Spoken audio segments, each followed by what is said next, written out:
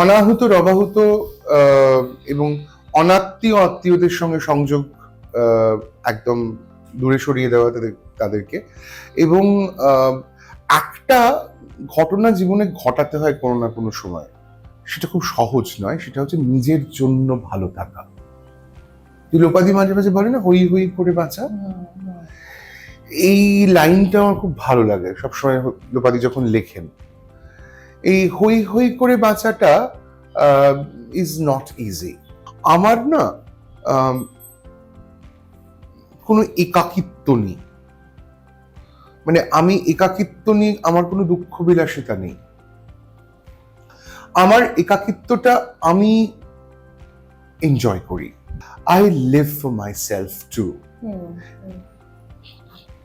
সময় লেগেছে বুঝতে, এটা কিন্তু মা চলে যাওয়ার পর বুঝেছি তা কিন্তু নয়, আরে অনেক আগেই। ফলো করুন বর্তমান।